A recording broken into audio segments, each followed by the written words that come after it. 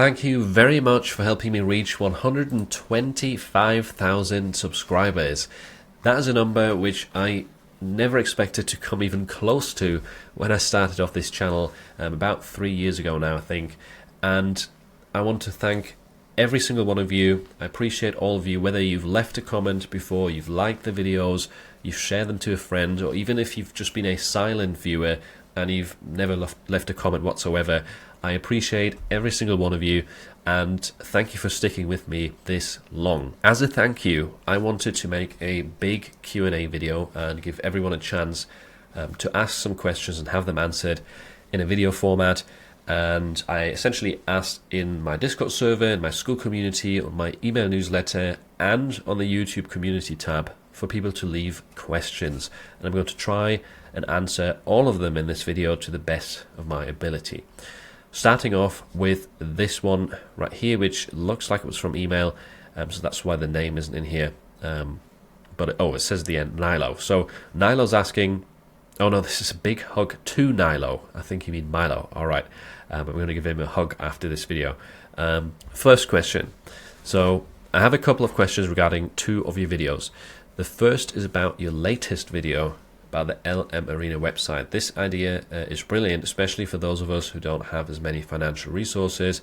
I've looked at the privacy terms a bit, but it's not clear to me how you share data in side-by-side mode and battle mode. I don't understand if they share the prompts, the images. If you could explain to me, please explain. I don't really read through those in depth, like the privacy terms. I typically just look for my commercial usage and that's it. So I don't know if they share your prompts and images, but even if they did, I wouldn't worry about it because I don't see how anyone would find them. And even if they do find them by random chance, would they download them and sell them on the same marketplace as you? Like the likelihood of that happening is extremely low. There's so many millions of AI images being created every single day, and it's so easy to do it. Why wouldn't people just do it themselves and look through LM Arena and copy someone else's? It makes no sense to me. So that's something that I wouldn't worry about, even if it does actually say that they are public, which they probably are, because LM Arena is giving you access to those tools for free, and they want to create those leaderboards, right? That's their idea. It's kind of a research project. So yes, probably they aren't private because you're not paying them for it. Typically, if you want images and prompts to be private, you have to pay. Like on the ideogram plan, for example, people won't see what you generated. So if I had to guess without looking at it specifically, yes, they're probably public, but it's something I wouldn't worry about. Like, it's so unlikely that someone finds your specific image, then copies it and also uploads it to the same marketplace. And yeah, so that answers the first question, hopefully. The second one is about another of your videos. It was about how to get accepted to Amazon merch. I didn't quite understand the trick. It must be a language issue. Sorry. If you could explain the steps to me in more detail, that would be great. So the video was a few weeks ago. It was a tip that was shared in a live stream. And all it was is, if you have been rejected by Amazon before, then one thing that you could try is respond to the email where they gave you the rejection. So you reply to that email and ask what you could improve in the application, ask for feedback essentially. Now, since I've posted that video, a lot of people have told me that that didn't work. They just got an automated response saying, you know, this decision is final. So I don't know if that tip actually works. It's just something that I heard on the live stream and that apparently worked for some people this year, and that's why I shared it on. So the explanation for it, to try and make it as simple as possible, is if you've applied to Amazon and they send you a rejection, reply to that rejection and ask them for feedback on the application or what you could improve, and then maybe you get a chance that way. So I hope that answers your questions, and yeah, I'll give him a hug to Milo. Next one. This one's from email as well. Thanks for asking us to submit questions. I was wondering how to create backgrounds so that a photo with typography design doesn't look like a big rectangle on a shirt. Right now, my niche is about cute animals with motivational quotes for families that love pets. create backgrounds so that a photo with typography design doesn't look like a big rectangle. I don't think you can prompt that. I mean, you could in ChatGPT ask it for a transparent background and then it should generate it without that boxy feel. But it looks like you want photos with typography, right? And photos are typically square. So yeah, and most AI generators, they will give you that square look because there's no PNG option. If you want it to look better, I would recommend checking out Distressify.com, because with that website you can throw in your photos and you can add a bit of a frame, like a rough outline around the edge, and then it won't look as square and boxy on a shirt, but there's not really a way to create those images without the boxy look to begin with, unless, like I said, you're using ChatGPT with the transparent option. So I hope that helps. Distressify.com. I also made a video about it recently that shows you how to apply frames to rectangle AI art. Next one by Nirisha. I've followed you as you evolve into a POD guru, and I'm really glad to see your success.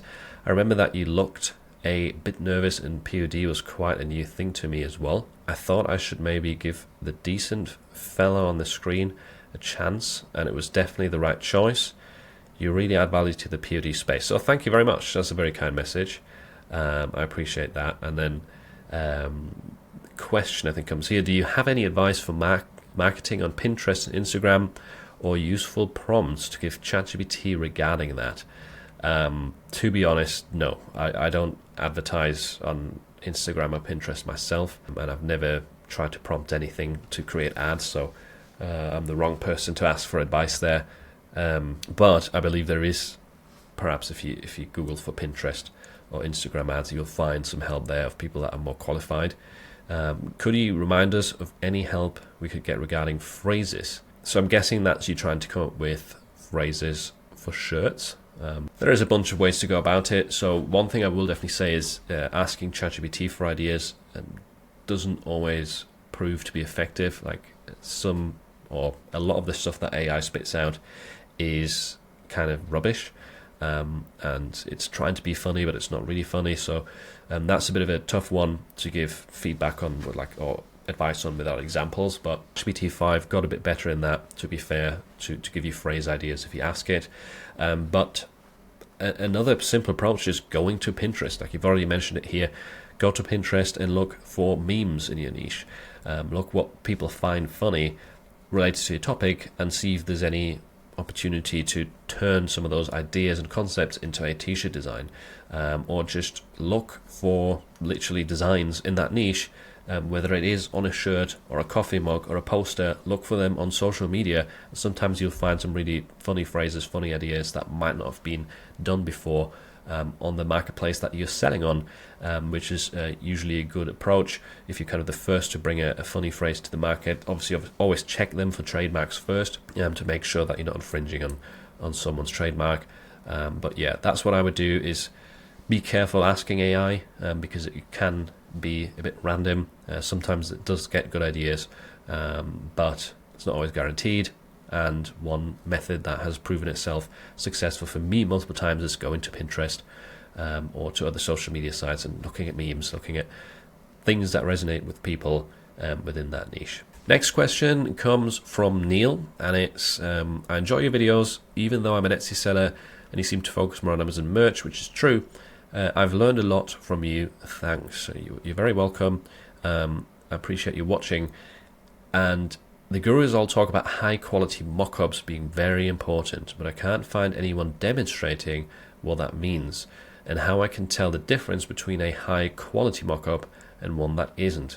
Can you help? So, I wouldn't consider myself an Etsy expert, because like you said, I do mostly focus on Amazon merch, where mock-ups are not really relevant. But knowing the gurus, as you call them, or knowing the Etsy space and the people that teach Etsy more commonly, I think when they say high quality mock-ups, they're not referring to the quality of the image, for example. And they're not saying it has to be 300 dpi or it has to be 4K. That's not what's in question here. It's about, does the mock-up look realistic? That's one thing, because There's a lot of mock-ups out there which just obviously look like a fake mock-up, or they obviously look like they're AI generated, and that's going to put people off because they can kind of subconsciously feel, no, this is not what the product would actually look like, because the goal of a mock-up is to convey what it's going to look like when they put it on. They want to see, how do I look in this shirt, or how would I look in this shirt? And if the mock-up clearly looks like some, plasticky AI model, or the design is slapped onto it in a way that just looks completely unrealistic, then that's less convincing. On top of that, I think high quality mock-up also means that it fits your niche, and it fits the Etsy marketplace as a whole, because Etsy mock-ups have a certain aesthetic. If you look through the bestsellers on Etsy, you will notice they all have very similar feel, very similar aesthetic, and there are some kind of best-selling mock-ups that reappear again and again. For the comfort colors, for example, I can think of a few mock-ups off the top of my head. So it's about that. It's about them feeling realistic and hitting that Etsy mark. One person that would be really good to look into here would be Cassie Johnson. Not only is she really successful on Etsy and a very good teacher for Etsy, but she also has her own mock-up tool, and therefore she has a bunch of mock-up tutorials on her channel. That should help you out with that further. If my explanation didn't really help it out, it does help seeing actual visual examples, right? So I would go to Cassie's channel to find out more. Next up, we've got another email submitted question right here. Hi sir, how are you? I'm doing really good. Firstly, good to hear about your achievement. Congratulations. Thank you very much. It'd be so good if you can tell me what to do best for SEO on Etsy. Actually, it's a little bit tricky, sir, and very thankful for your reply in advance. The general idea with SEO is you're trying to help the algorithm understand your design, understand who it should serve your listing to, because Amazon, Etsy, whichever marketplace you're on, they want the buyer to search something, find what they love instantly, and buy it. And that's the goal. And if you can help the marketplace achieve that goal, then you're doing the right thing. How do you do that with an actual listing? You essentially choose keywords that are actually relevant to your design and that people would likely type in if they want to purchase your design. So you want to try and avoid putting a lot of keywords that are relevant, which will just get you found on things that won't convert into sales. So try and find relevant keywords to add to your listing. And there is a bunch of tools on Etsy to help out with that. When I upload to Etsy, I often use my designs with their Vision AI feature to help generate a listing, because that's a pretty decent AI at giving you the structure of Etsy and giving you some good keywords to set out with. But if you wanted to optimize those, you would still want to do some research on the marketplace itself and see what is working well inside of your niche for similar products. One tool that I hear about quite a lot that's good for keywords and choosing keywords for your listing is eRank. That's a name that definitely gets thrown out, around a lot. So if you haven't looked into eRank yet, that might help you out. But I would specifically search for an Etsy keyword tutorial right here, because if you see someone actually write out an entire Etsy listing, they give an example and show you what sorts of different keywords should go with that design in that listing, that will teach you a lot better than me answering your question here. So yeah, this is a lot easier to learn through examples, but the key aspect is use relevant keywords that people are typing in that actually have search volume behind it and that would likely convert on your listing, and not just find buyers that don't want your shirt or whatever it is you're trying to sell. Next question is, first of all, congrats, Philip. That's a big milestone. I've been following you since you hit your first 300 subs. Oh my God. And I'm really excited for you. I've picked up a ton from your channel and always came back for the latest tips on POD. That's incredible. 300 subs. First of all, thank you for being a loyal subscriber and sticking around for that long, and not getting bored by my monotone voice. I really appreciate that. That was a nice surprise, because I didn't read these questions beforehand. I just took screenshots quickly, threw them into a folder. But on to your question. So how should I get ready for Q4 now if I'm just focusing on evergreen niche designs? Should I include Christmas in the listings or keep it more general? Every time I sit to design, I feel like, why would I do it This is easily replicable, is that how you pronounce it, by AI, and someone else will probably upload 50 more of this same design with AI. Is it even worth uploading anything new? Thank you. Is it even worth uploading anything new? The only way to guarantee that your sales don't grow is by not uploading anything new, right? I mean, you can obviously focus on ads and growing your existing listings, but if you're already struggling to get sales and you stop uploading completely, I think that's going to be a bit bad approach. You do have a good point here with, oh, can't everyone just replicate this easily with AI? Yeah, people can more easily create designs now, that's definitely true, but I upload hundreds of designs every month, and I have dozens of designs selling every single month that are new from those new uploads. So is it still worth it? 100%. Is it perhaps getting a little bit harder because AI makes it easier to design stuff? Yes, but there's also one way to look at it where not every single design can be created with AI. There's certain styles or certain layouts that AI still struggles with. So that's one thing you could do, is you could focus on those styles because there you have less competition. There's more of a barrier to entry, so more complex layouts, more complex designs that AI just can't really do very well. But I haven't really noticed, like since AI has been a thing, I haven't really noticed much of a difference of the amount of designs I'm uploading and how many of them turn into sales. Like the targeted approach of going into an evergreen niche, uploading, just as an example, uploading 100 designs to an evergreen niche where you see potential and getting about 20% of those designs to sell. That was the same for me in 2020 as it is now in 2025. It's still the same kind of ratio. It always takes a bit of time to get to those like 20% of your uploads to sell. It's never instant or within the first couple of months. But I think it's definitely still worth uploading because I upload regularly and I get new designs to sell regularly. Some of them are entirely AI, some of them have some manual work in there, and they both sell. How should you get ready for Q4 focusing on evergreen niche designs? Include the word Christmas. So first of all, yes, evergreen niche designs is already, that's the way to get ready for Q4. That's perfect. I wouldn't waste too much time creating stuff for Halloween and Christmas. Obviously you can add some of that to your portfolio, and there's nothing wrong with that.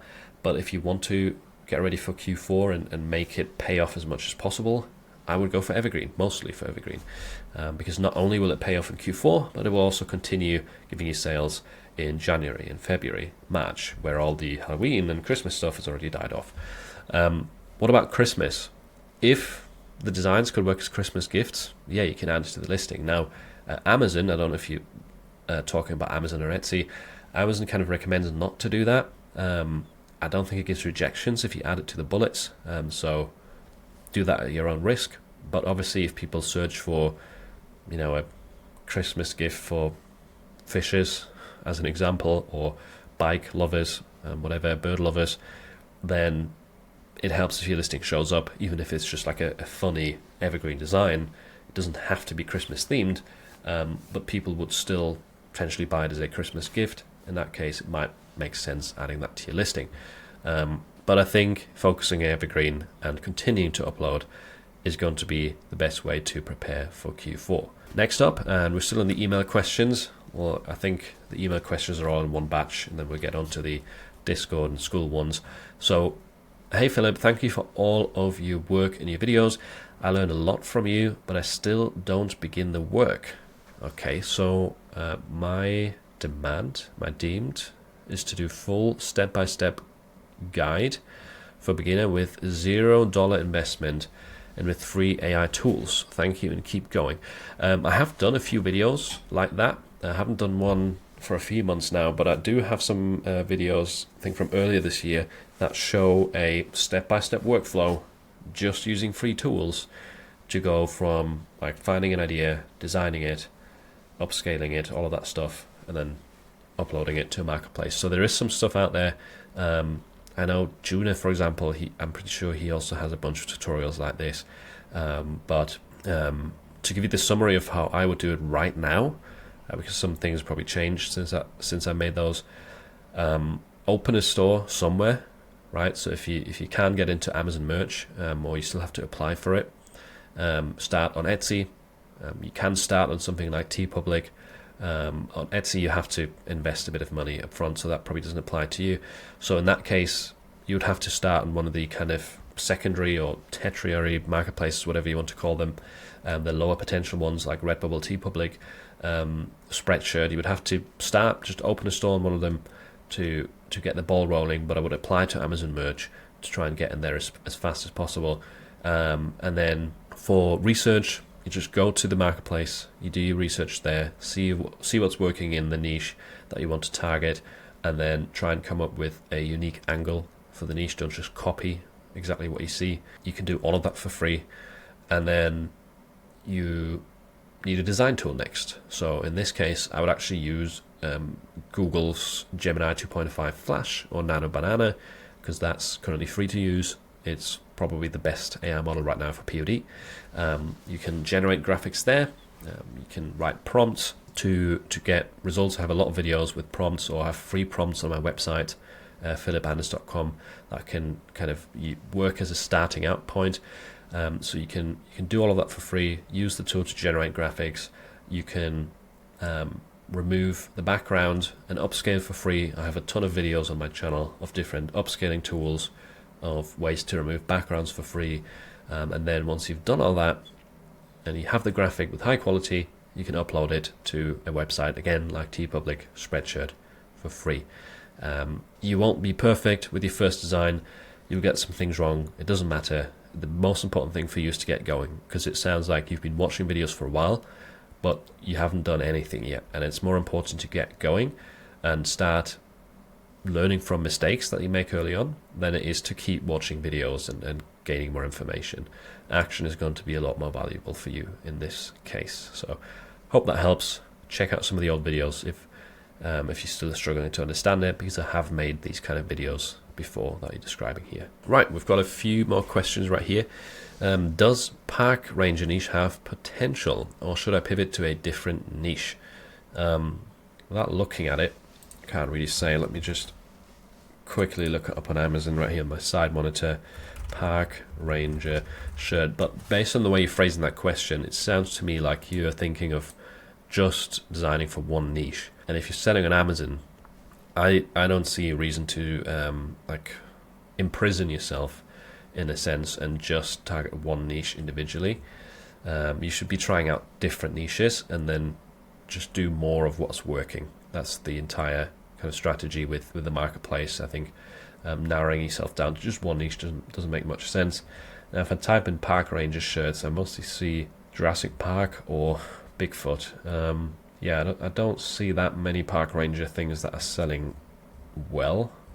So just at a first glance, scrolling through the first page, I don't see a ton of potential. It might be the way I searched it. Maybe I'm searching it wrong. But park ranger shirt is not showing a lot of park ranger shirts doing well. So in my opinion, try it out, test it, but don't go all in on it. Test different niches and see what works based on your tests. Is it worth it to sell on Amazon? I don't know if this is a separate question or if you mean this in connection to the niche, but is it worth to sell on Amazon? For sure. Amazon has been my most successful marketplace, and I would recommend to anyone to sell on a marketplace because it is the biggest e-commerce marketplace out there and has the most organic traffic by far. If you had to give me just one piece of advice to help me achieve my first consistent sales faster, what would it be? One piece of advice: just take action. Similar to one of the previous questions, is you want to take action because there's no one secret ingredient or one specific tip that I can give you that's going to make it most likely to get sales. The only thing that's going to make it more likely to get consistent sales is taking action, meaning doing research, creating designs, uploading the designs, and rinse and repeat. Don't forget trademark checks. That's important as well. But keep taking that action. As you take the action, try and improve the individual steps, trying to get better at designing as you do it, and then you will start getting your first consistent sales. Takes more or less time for some people. It depends about your starting out point. Depends how while you're doing research. But most important thing is just start actually putting stuff out there, giving yourself more of a chance to get sales. Etsy or Amazon, which is best? Again, this is based on personal opinion. My opinion is Amazon. Some people will tell you Etsy is better. I prefer Amazon because the Amazon merch program is fairly hands-off compared to Etsy. So you don't have to deal with customer support. You don't have to deal with setting up shipping profiles, stuff like that. And you can focus on what I personally enjoy most, which is designing and uploading new stuff out there. Etsy also has less traffic. If you compare it to Amazon, they get about 10% of the traffic, I think, if you compare Etsy.com to Amazon.com, which is still a lot. Like, Etsy is still getting a lot of traffic. And if you can't get on Amazon, then Etsy would be my next best option to recommend to you. But I personally think Amazon is best. Moving on, the next question is, do you have any suggestions on the basics of graphic design that are most useful for POD sellers and where to learn them? As you know, most POD sellers aren't trained designers, yet there are many concepts we should understand in order to create designs that actually sell. For example, color theory, image balance, composition, file formats, etc. Typography is another good one that's important. Is there a course, website, or a resource that you'd recommend for learning these fundamentals? Thank you very much for your help. First place I would always go to is YouTube. You won't necessarily find videos that are specifically geared to graphic design for POD, but if you just want graphic design basics, you'll find a lot of YouTube content out there. Or if you want typography basics, you could check out YouTube. Typography is very important, and I added it because most designs that are selling well, at least for me, have typography on them, and it's not as simple as just typing out your phrase in the default font and then leaving it be. You're leaving a lot of money on the table if you don't really know how to use typography. But if you're looking for a paid resource that's perhaps more targeted to the POD space and that will accelerate your learning process, I have two places. The first one being Jay D'Souza, or Jay's Way Works is the website, where he's got a community that actually focuses on graphic design because he is a trained graphic designer, and I've seen some of his presentations because he's been a guest in the Merch Mastermind in my community, and he's given us some presentations about first of all typography is what he talked about, and he also has talked about composition or layouts that work very effectively for POD. So he's really good at that. He's trained, and his community literally focuses in on that a lot. The other one would be Shimmy Morris. He has a school community where they also focus on design primarily, and he's been doing print on demand for ages. He knows his stuff. So those are two places that are paid courses, resources in a sense, if you want to check them out. Back in the day when I started, I used Skillshare a lot, I think, to learn fundamentals about graphic design principles, t-shirt design principles, and logo design I was looking into a lot. And that's kind of where I got a lot of my knowledge, including YouTube. I don't know if those courses are still there or if there's some updated ones. I haven't checked Skillshare in a while, but that's another thing to consider. But yeah, Jay D'Souza, Shimmy Morris, YouTube or Skillshare. But I know that Shimmy and Jay, if you want to short track your progress and you want it to be POD specific, those are probably the best two to go to. Hello, sir. First of all, congratulations for your huge success. Thank you very much. I simply want to ask, is it possible to earn on TeePublic or Threadless with this huge competition all over there? Who've been doing work with free sources? Thank you. I'm not sure what this last question means. Who's been doing work with free sources? Maybe free websites. So TeePublic and Threadless, I don't see a ton of potential on. Threadless, I don't have much experience, to be honest. I did upload in my early days to Threadless, but I can't remember ever getting a sale and kind of just abandoned it. I don't really know what happened there. TeePublic used to make a lot of sales, but these days not really. I know that there's some people who are making decent money on TeePublic, decent meaning a few hundred, maybe 1,000 a month. Nothing insane compared to Etsy or Amazon, but okay money. But I think for most people, if you're starting out now, TeePublic is not going to make you many sales. Is there possibility to earn? Yes. Is there possibility to learn and get used to POD? Yes. but you won't earn a lot in most cases, I would say, unless you have like a lot of skills and talents and maybe a pre-existing audience. But yeah, TeePublic, Threadless, not a lot of potential. It depends how much you want to earn. I always say these smaller marketplaces, they're still worth spending some time on if you live in a country where an extra $50 a month would make a big difference to your life, or an extra $100 a month would make a big difference in your life. Then it makes sense. If you're from America or from the UK, then spending a lot of energy on something like TeePublic is probably a waste of time for you. So that's my opinion on this. Next up, hi Philip, thank you for taking our questions. I actually have two. First one, which AI design tool do you think is the most user-friendly for newbies? Second one, which AI design tool is your personal favorite and why? Thanks for everything. I love being a part of the Merge Mastermind community. Yay! Hey Judy, thanks for submitting your question or questions. The first one, which AI design tool I think is the most user-friendly for newbies? I would say if you're completely new and you want something that's super easy, there's two that I would recommend. The first one being Mystic, because they have a massive library of templates. They keep updating the templates as well. They're specific to POD, and they're easily remixed into a new style, into a new phrase, into a new niche. So Mystic, really user-friendly. Playground is kind of similar, Playground AI, but I haven't checked their site in a little while, and I've also heard that they're changing, or they're changing ownership or something, or the platform's being changed. I don't know the details there, so that's why I'm not really mentioning Playground here, because I don't know what's happening with them exactly. But the other one would be Kittle. I think Kittle is definitely a really user-friendly, good option for newbies, because the AI tool has all of those preset styles that are already made for print-on-demand.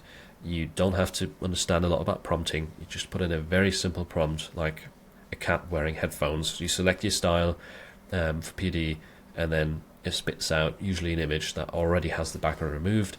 You have a vectorizer built in, an upscaler built in. It's just so easy to use, in a sense that that's one I would recommend for newbies. Then we have, which AI design tool is your personal favorite? Right now, it's Nano Banana. This changes quite regularly. Like if you'd asked me this a few weeks back, I would have said ChatGPT. A few months before that, I would have said Ideogram. Like it does change on a regular basis. I do also still use My Designs all the time, or Dream AI instead of My Designs, I should say. That's their AI tool for designing, because it has all of the models built in, and you can use it in bulk, which I like to do. But right now, in terms of the models, Nano Banana is my favorite. The reason being that, first of all, you can use it for free right now, which is a huge plus. It's very fast, and it's similar to ChatGPT in the sense that you can have a conversation with it. You can conversationally make edits to designs and scale out a template into multiple different things very easily. It's not as easy or user-friendly as the Mystic POD and the Kittle, because it doesn't have pre-existing templates, or it doesn't have pre-existing styles. You kind of have to know which elements to put together here to get to an end result, or you have to know how to prompt.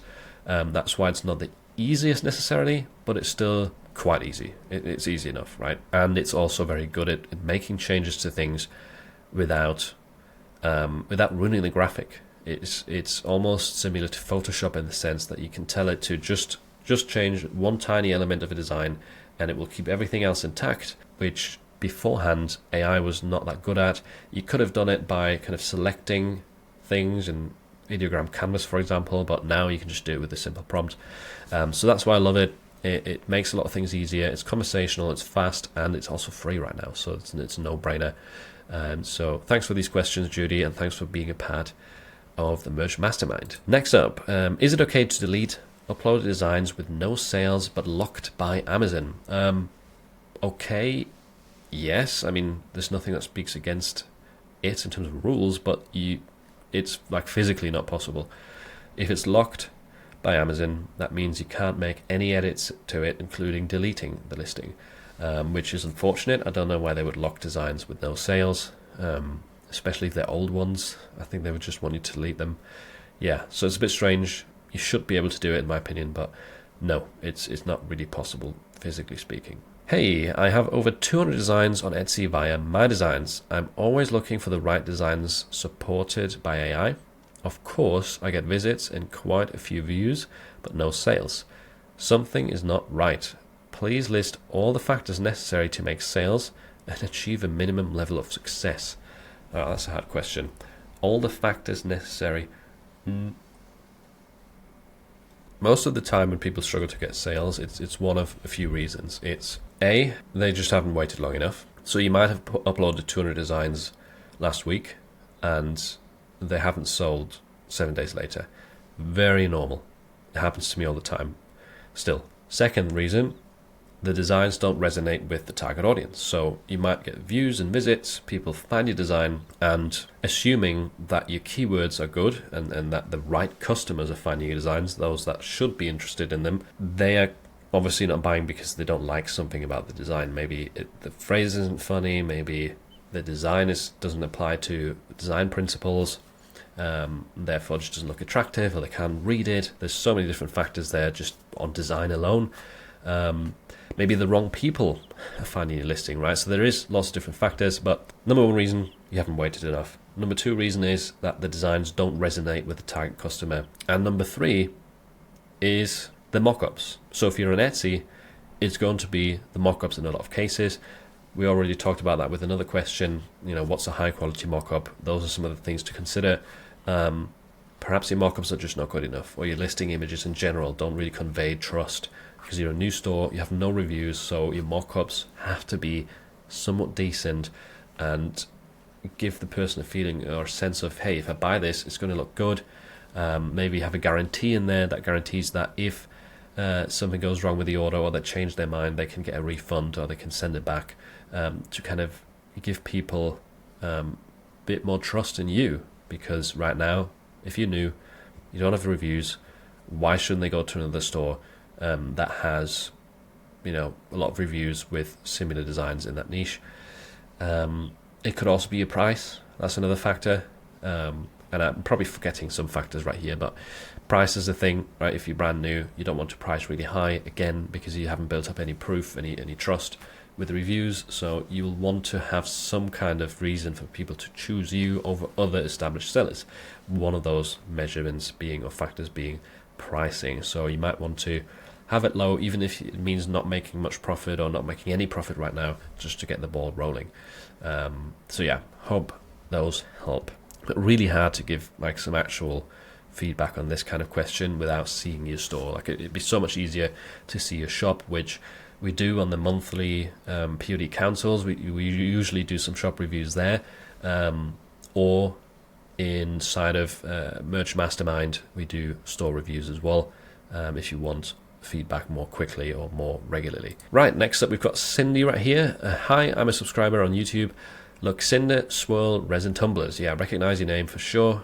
You've been a subscriber for a long time and commenting a lot, so I appreciate your loyalty. I'm also in your Discord community as Cobber's Mum. All right, I didn't know the link there. I didn't know that's you. Anyway, I wasn't going to ask anything because usually someone else has already beat me to the question I was thinking of. Lol.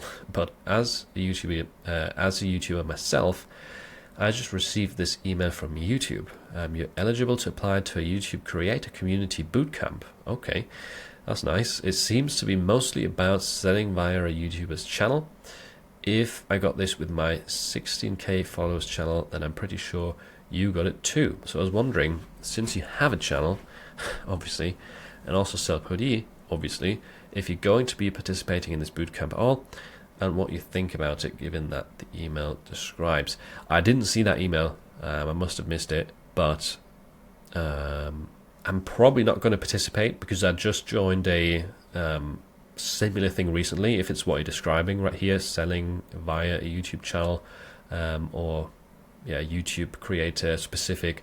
I actually joined a paid community that helps grow a YouTube channel, sell via a YouTube channel. So I'm kind of already in a program like that, and it wouldn't make much sense to also do another one. But yeah, it's cool that you got that with your channel. Must mean that you're doing something right, and why not join it? I'm sure you can learn something new, and hope it works out well. I'll have to check my emails now if I got one. Moving on to Kasoon's question. Congratulations on this milestone and thank you for your valuable content.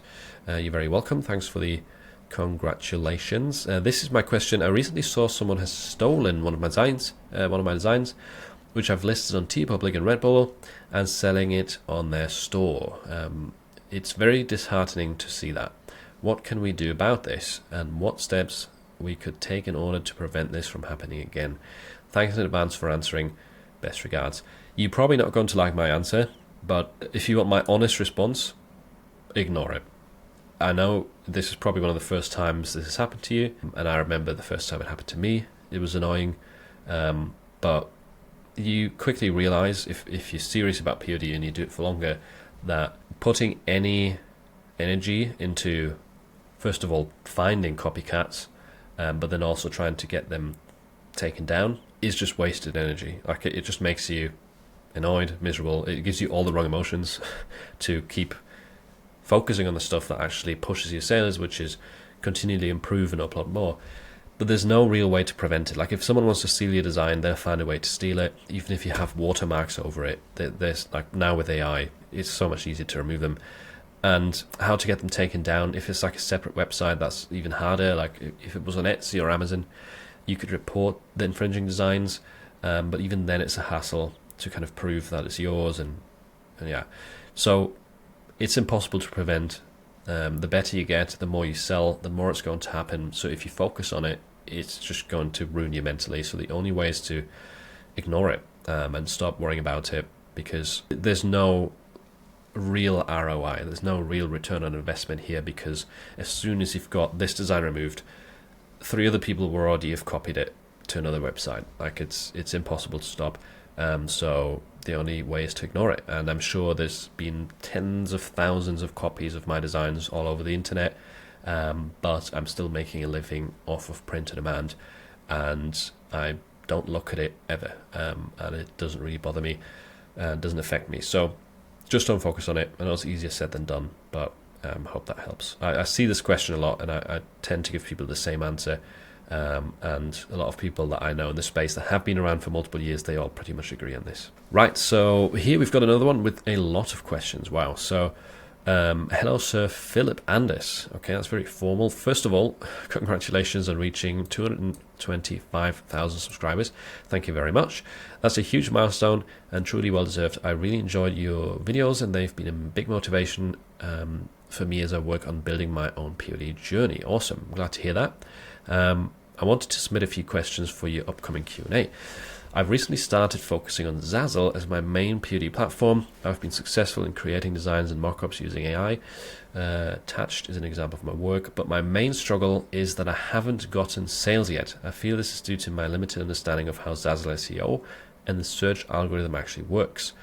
Unlike platforms like Amazon Merch, Redbubble, TeePublic, or Etsy, I've noticed there aren't many fully detailed resources about Zazzle, so I'd love your guidance. Here are my questions. How do you explain Zazzle to beginners? What makes it unique compared to other POD platforms? I'm going to be honest, I never focused on Zazzle much. I just recycled the same designs that I was using on Amazon and Etsy and uploaded them there with upload automation back in the day when it was still possible.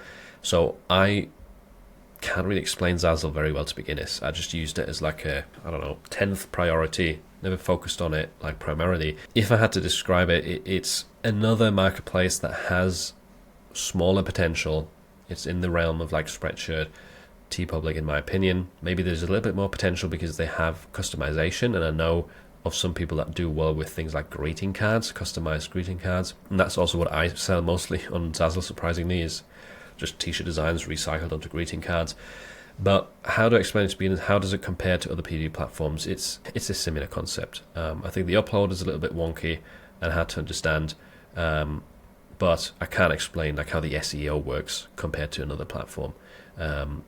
Which products sell best on Zazzle? Should beginners focus on specific products like stationery, wedding items, or home decor, or test across multiple categories?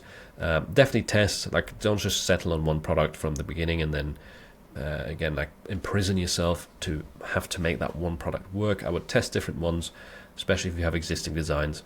But I have heard, or I know from experience as well, that things like greeting cards and stationery does quite well. You can usually tell from the marketplace's homepage which products are the best selling ones on the platform, because they will highlight those products on the homepage.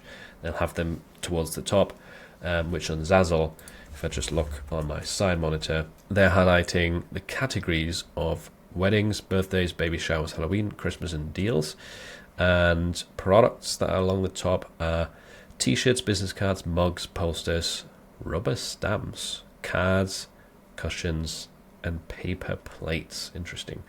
And their banner, their primary banner, does actually have a bunch of invitation cards in them. So if the primary banner on the page shows you 3 of the same product, that's probably one of their most popular products, if not the most popular one. So yeah, wedding items for sure, like wedding invitations, stuff like that, stationery. What niches perform best long term? Are there evergreen niches on Zazzle you'd recommend?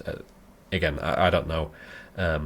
I don't even know what's selling for me. I haven't looked at my sales for ages on Zazzle, and I don't focus on that platform primarily, so you can't really expect a good answer from me, unfortunately. Evergreen niches that do well, it's the same response really. Look at what's on the homepage. Look what Zazzle is organically pushing, because I don't think that there's like a research tool that will definitely tell you, hey, this is the best listing on Zazzle, or that's making the most money on Zazzle. You kind of have to gauge or try and figure it out based on what they are promoting themselves, because they will want to promote what's working best for them already. How does SEO really work on Zazzle? How should we approach title descriptions and tags without keyword stuffing? Also, does Zazzle SEO connect well with Google? I have no idea. Sorry, but I really don't know this.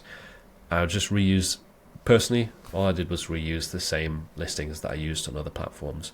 And based on your situations up here, your explanation up here, my guess is it's probably not the SEO. There's a reason why when I talked about the primary factors of not getting sales, there's a reason why I didn't mention SEO, because I don't think it's ever really one of the primary reasons why people are not selling. The primary reasons are usually you haven't waited long enough, so you just uploaded your stuff and expected it to sell next week, or even in the first 1 or 2 months. Usually if you're new to POD, in the first 1 or 2 months, nothing much happens. You might have a few sales, handful of sales, but no one goes from 0 to hundreds of sales in a month as a newbie. Like, it's so rare. Anyway, so first thing is usually not waiting enough. Second thing, usually your designs don't resonate with the target audience, or they just don't look good. And number 3 would be on Etsy, would be mockups. Pricing is an important one, but I don't think SEO is as important as people make it out to be. What are your best tips for growth and sustainability on Zazzle? Beyond uploading more designs, what strategies really helped you scale branding, marketing, or design style choices? And yeah, beyond uploading more designs, I didn't do anything. I don't run marketing to Zazzle. I didn't design a specific branding. I just reused or recycled the same. So I'm sorry, I'm not really able to help very much here. But I think probably if there's not a lot of Zazzle specific content or advice out there, it's because there's not that much potential on the platform. Because if there was, you'd have a lot of YouTubers teaching you how to make a lot of money on Zazzle. And the fact that you're struggling to find that content is probably not a thing, or it's not as likely as you're expecting it to be. So sorry to be of like no use here really, but in my opinion, Zazzle is not the place you want to focus all of your energy on. It can be a good like alternative income stream, but if you really want to like focus on customizable greeting cards or stationery stuff, why not go to Etsy? You probably have a lot more potential there, and you could still reuse some of the stuff, including the listing, on Zazzle. I don't think you have to like change things around a ton if they're already working on Etsy, or if they're already getting you found on another marketplace. Congrats, Philip. I just wanted to thank you for providing so much value to your viewers, especially on the AI image generation front. Those app comparison videos are the best and most valuable. Awesome. Really glad to hear that. It sets you apart from other creators. Thanks again. Oh, this wasn't a question, so I should have read through these beforehand really, but thank you very much. I'm glad to hear that it sets me apart from other creators. I do really enjoy the AI content, learning about the new apps and showing how to use them for PD. That's been incredibly fun. So yeah, I'm glad you're enjoying the content, and thanks very much for your nice message. Then we've got Jesse here. I noticed you add Etsy content to the group. how should we approach the recent Etsy seller handbook changes that will affect listings both physical and digital? I'm primarily a digital seller and haven't started POD just yet. Thank you. So Etsy seller handbook, I don't know the details about this. I'm not very involved or up to scratch on Etsy changes. That's not my primary focus. My primary focus is Amazon merch. So unfortunately I can't really help here, sorry. But I'm sure if you ask some of the Etsy focused channels and you have a look around there, they'll probably have some videos that explain this. I just personally don't know what it's about, sorry. Hey Philip, congrats on hitting 125,000 subs. Thank you. I had a question I'd love your take on. Bulk reactivation. Okay. This question comes from Chris. So what's the best way to bulk reactivate products in Amazon merch that have been ghosted out or deactivated? Is there a faster workflow than manually going in design by design? I'm not sure what you mean by ghosted out or to deactivate it specifically. Do you mean timed out maybe? Because things do sometimes get timed out, especially if you make price changes or something like that. They might not actually go through properly.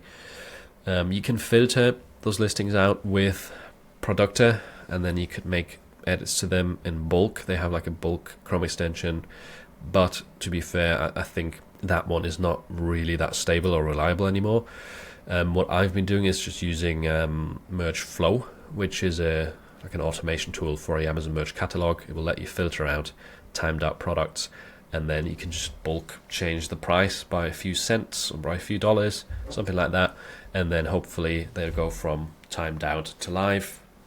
If not, you can try it again, or you can tell support about it, perhaps. If you mean things that have actually been deactivated and removed from the marketplace, then that's probably because it didn't sell for like a long time, right? So in that case, I would just leave them. Like, what's the point of reactivating them if they didn't sell in a really long time? Yeah, I would personally just leave those be. The second, bulk activating mugs. I have around 30,000 designs in my catalog, and many of them don't have mugs activated. Is there a way to bulk activate them across my existing designs, or do you recommend a particular strategy tool to handle that at scale? Yes, I do. So when mugs become available in the create page, right now that's not the case, at least not for me, and I haven't heard of anyone who that's the case for, but once they become available in the create page, I know that Flying Upload will very quickly integrate this into their upload automation tool, and I will use Flying Upload. That's what I did last year when the tumblers came out. I essentially went or used the tool to go into a lot of my old listings and have tumblers enabled. But just that, literally just enable tumblers and publish. That's what I did. That's what I'm going to do with coffee mugs. It's fairly easy. It's easier if you've already been using Flying Upload. If you haven't, it's still possible, kind of through like a backdoor method using Productor to export old listings, throwing them into Flying, enabling the mugs, and then pushing them live. I do have a Flying Upload tutorial from probably about a year ago now, or was it earlier this year? I can't remember exactly, but if you look for my name in Flying Upload, there should be a tutorial that shows multiple ways that I upload to Amazon merch using that tool, and one of those methods describes making edits to existing listings, which is what you need to do to bulk activate mugs. I don't really know of another very effective way at all. Like, I don't think Merch Titans can do it. I don't think Productor can do it, or Snap, like Merch Flow. I don't really know of a different way to enable mugs for old listings than Flying Upload. So I'd look into that. Hope that helps, Chris. Next up, after about 1.5 years of print on demand, I believe if you don't have audience and you can't be part of Amazon or Etsy, then print on demand is dead for you. Also, what do you think sells the best on Amazon Seller Central, evergreen designs or trendy ones? If you don't have an audience, yeah, I mean, if you can be on Amazon or Etsy, I think the next best option would be Shopify, but like you said, you need an audience there, so you would have to pay for ads. In terms of marketplaces, there is some that have a little bit of potential. Again, I go into the specifics in that video where I'm ranking or tiering, providing a tier list for marketplaces. But you're right, it on those other platforms, if you're trying to make thousands a month, if that's the goal, then is POD dead? No, you can still make sales on them. but it's not very alive on those other marketplaces, I would say. At least not as alive as it might have been back in, I don't know, 2015 or back in the early days of Spreadshirt. I know a lot of people were making a lot of money on Spreadshirt, which is less likely now. You don't need as much of an audience on Etsy and Amazon, which is true because they have a lot more organic traffic. What do you think sells the best on Amazon Seller Central, evergreen designs or trendy ones? If you want to get, this is the same on any platform, if you want to get quick sales right now, design trendy stuff. If you want to get sales more slowly, which sounds daft, but if you're not as worried about getting sales right now and you want to get more of a long-term, like residual reoccurring income, focus on evergreen, because trendy stuff might sell right now, but it's probably not going to sell in a couple of weeks. So yeah, it depends on what you want, what your goal is. Hi Philip, I enjoy watching your videos, and I also watch Juno's from Detour Shirts, and you both always give me good advice. Juno is awesome. Plus I've learned quite a few tricks from you guys. About a month or two ago, I decided to start an online store. So I have a Dashery store because TeePublic didn't want to give me one on the TeePublic platform. And I have a Redbubble store. Haven't made any sales yet. I've been doing t-shirt printing since 2021, and I only decided to start the POD option, like I said recently, due to me suffering from spinal arthritis. I'm really sorry to hear you're suffering from that, which is keeping me from doing the heavy-duty jobs that I usually did. I know that it is going to take time for my store to get traction, so if you have any advice for me, please feel free to do so. I wouldn't focus on Dashery. I personally don't know much about Dashery, but I've never heard of it, which is making me think there's probably not as much potential. Or maybe it's one of those websites where you have your own store and you kind of need your own audience or you need your own ads. In my opinion, don't worry about things like TeePublic or Redbubble. Try and get on Amazon or on Etsy. Those are where the biggest potential is if you don't have an audience or you don't want to spend thousands on ads. So get yourself onto at least one of those platforms, Etsy or Amazon Merch, and sell there. Focus your energy on where their money is. That's my advice to you. Hope that helps. And next up, we've got two questions right here. I'm a beginner. My two questions are, what tips can you give for your past self? Okay. Simplify your workflow with a study process of these tools and print-on-demand methodology. How do you plan to be effective with the sub-niches to work on for this Q4 and the rest of the year? I think you've uploaded 60,000 designs. I don't remember the exact number you said you've uploaded, but I know you've uploaded more than 1,000 videos on YouTube. You're a tough guy. I feel overwhelmed. It has been a lot of years though, so if you break it down by year, it doesn't sound that much. Thank you. My language is Spanish. Excuse my grammar. That's all good. Buenas tardes, mi amigo. And simplify your workflow with the study process of these tools. Okay, so you're saying if I was talking to my old self, my past self, what would I tell them right here? It's an interesting one because the tools that we have now didn't exist back then. So maybe now I would tell myself to use a certain tool that's not really relevant anymore, if that makes sense. So I think one thing I was shying away from at the beginning is Flying Upload and using it to automate uploads to Amazon Merch. I didn't do that for quite a few years, and I was uploading manually, and that definitely cost me a lot of time that I could have spent otherwise. I do now upload regularly to Amazon Merch using Flying Upload, and I've seen no issues with it. So that's one thing I would tell my past self: do it. It's fine. You don't have to worry. I should have really done that sooner. So that's one of the things that comes to mind. Maybe spreadsheets as well. I was never really, or I'm still not a spreadsheet kind of guy, but just learning some basics about spreadsheets definitely helped me a ton back in the day. So that's one thing. But in general, I think automation. Is there a way to automate aspects of your workflow? Look into it. Because I still have this right now that sometimes you need to just spend a day to try and work out a solution to a workflow that could be automated, and that one day that you spend just focusing on it will save you so many days in the long run. But sometimes it's easier to just keep going with your current workflow, and therefore you just stick to it. But yeah, try and find ways to automate as soon as possible, because they'll make things easier in the long run. Flying Upload being one of those, spreadsheets being one of those. So I hope that helps. How do you plan to be effective with the sub-niches to work on for this Q4 and the rest of the year? So I plan to be effective by putting out more designs that are unique, that are in line with what's working right now. I'm talking about design styles because they also change from year to year, and continually pushing good designs, meaning they're adhering to design principles and designs that will resonate with the target audience in applicable styles right now.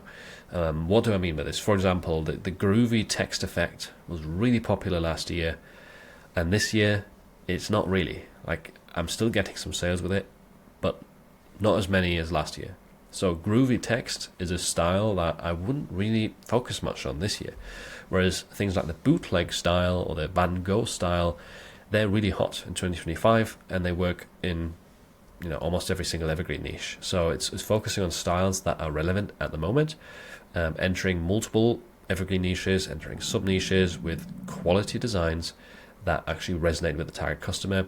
And I also plan to be effective by pricing lower initially. So I'm running a lot of shirts really low priced at the moment to gain momentum ahead of Q4, right? And then if they have a low BSR, if they have good ranking, if they have momentum, and I increase the price during Q4, then they're going to make me a lot more money than if I already had a higher price now and they just didn't gain any momentum. So I hope that helps. Those are some of the plans that I have and some advice for evergreen niches. Muchas gracias. And let's move on to the next one. Okay, this looks like a Discord question, so it looks like we've got to those.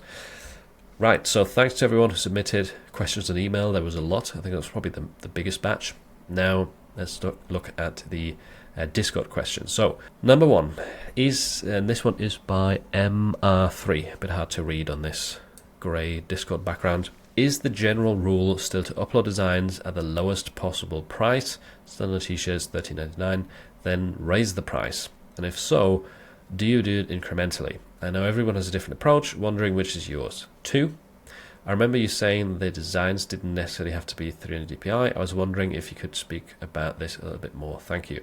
Okay, so first question, is it still the general rule? It really depends who you ask this. I mean, it's a very subjective thing. In truth, the lower your price, the more likely it is someone's going to buy your shirt. That's just how it works. Yes, there is like a margin of customers who will see a high price and think this shirt is higher quality, so I'll buy the higher price, but that margin is quite small. So generally, if you want the highest chance of getting a sale with a new listing, price it as low as possible. I've been listing at $13.38 almost everything recently, because I want to sell new designs. I want a lot of new stuff to sell, and it seems to be working well for me, so I just kept doing it. So $13.38, $13.99, yeah, are a good place to start off at. Now, thing is though, sometimes if you're uploading stuff and you know you're entering a niche that has very low demand, then you might as well leave the price a bit higher because you're not going to get many sales. Like if it's unlikely that you'll get a lot more than 1 or 2 sales in that niche or with that product, then starting with a higher price is fine, because then you might as well collect a good royalty and then have it sell occasionally or very rarely, but get a bit of royalty for it. If you're in a niche that has more potential and more competition especially, you will want to price lower because it's going to be harder to stand out. It's going to be harder to convince a customer who sees 0 reviews to actually purchase your listing over another one that has 100 reviews. It's just how it is. So yeah, generally that's still the case. Increase incrementally. I do that sometimes, yes, and that used to be kind of my go-to approach. But raising prices incrementally, I would say now, at the moment, what I'm doing is I'm leaving things at the minimum price or a really low price until they've sold a few times and got some momentum. And when I notice that they sell regularly at this low price, that's when I test a higher price. So I would then jump to something like $16.99, see how it does. If it still does well, I might even try a higher price. If it doesn't do well and it drops in momentum, and I notice it stopped selling regularly, then I'll drop the price again. So right now for me the goal is to use the price as a tool to build momentum in the algorithm, in the search results, and in terms of BSR. The second question with DPI, so 300 DPI, it's calculated inside of the print area. So it doesn't really matter what your file says. The thing is, if you're saving something at 4,500 pixels by 5,400 pixels and you upload it to the Amazon merge template, it will print well. Unless you've taken a 1,000 pixel AI image, you didn't upscale it, and you just resaved it at those big dimensions. That obviously doesn't work. But if you've upscaled or vectorized, or you just used, vector graphics or just text, and you typed it out at the right dimensions, I never look at the DPI of the actual file. It doesn't really matter because it's calculated at the print file. Like when you throw things into Printify or Printful, for example, it will show you the DPI number of the design, and based on the size or how much you're covering of the print area, the DPI will change. And it's not related to the print area. I can't explain this very well. It's a bit of a tough topic to explain for me, at least. I don't know why. Maybe I don't fully understand it yet, but I know that the DPI doesn't matter as much as a lot of people think. May Arroyo is quite good at explaining this, or we talked about this in the podcast interview that I did with her, so that might be something worth checking out for you. I think June has talked about this as well in the past, about DPI, but yeah, I hope that helps anyway. Next up, do you keep all of your old merge designs stored? Yep, and if so, do you sort them? Is it by category? For example, all Mother's Day designs in one folder? No, for me, it's on a per project basis or a per niche basis. So I might have, let's say, fishing designs all in a folder called fishing. But then if they're all really, really old from like 2 years ago, and I want to make some more fishing designs, I might create a folder that's called Fishing 2025 and just put the new project in there in a sense. But yeah, generally in most cases they're kind of sorted by niche, unless I have multiple projects working on the same niche. I also sometimes then just create subfolders within the fishing folder. There would be like set 1, set 2, set 3. There's different ways to do it. I personally usually categorize it with the niche somewhere in the folder name, but I do store all of the old designs. I don't see much point of deleting them. Maybe I can reuse them in some way in the future. I know you're in the UK, I'm in the USA. I stopped adding designs to all countries since it was too time consuming to do trademark check for all. I heard Jay say in one of your lives that he only publishes to USA and lets Merge decide if to add them to other countries. This way we don't have trademark issues. Did I understand this correctly? Is Merge adding our designs to other countries if they want? Yeah, so you can have a setting enabled on Amazon Merge that allows Amazon to auto-upload your listings to other markets. And they do that quite often if you pay attention to it. If you upload something to just the US shirts, for example, and especially if it sells, then they often will automatically push it to the other markets. And it's not that trademarks don't matter in that case, it's just that because Amazon translated it, you're not going to get a rejection for it, but technically they still matter. Like if there's a trademark in your listing, the trademark owner could then still report you to Amazon, and you get the listing taken down. Technically, it shouldn't count against you because it's Amazon's data that they translated for you. But I'm just saying there's no like 100% guarantees here because Amazon is a little bit tricky to understand sometimes of how things work, and they probably don't even know 100% themselves. But yeah, generally that's more of a safer route because you're not yourself publishing listings and getting rejection emails for the international data in a sense. So I used to also be very minimal, just upload to US and UK. Now I do also upload to the other markets more frequently with the auto-translate feature, which that's similar, right? It's still being translated by Amazon, but you actually tell them to do it whilst you're uploading new designs rather than through that kind of back-end setting. And again, if you get a rejection, it shouldn't be negative against your account because it's their translated data that's being rejected. So I hope that helps. Next up, we've got a question from the school community by Hossein, and my question is, do you ever go out? More seriously, how do you find balance between YouTube, Amazon Merchant Demand, school community, and all the things you do? Very good question, and I do go out. It used to be quite rare at the beginning of starting the channel, but yeah, I do go more out now. And how do you find balance? So there's a lot of things I would like to answer. I don't know where to start. So basically, I think the biggest thing is I really enjoy this. Like I love making the videos. I love teaching people this stuff, and I love creating designs. Like being creative gives me energy. It gives me dopamine. So that makes it feel less of a chore in a sense, or less. It doesn't really feel like work most of the time. Of course, there is aspects of YouTube, of print on demand, of running a community that I don't like and that I don't look forward to.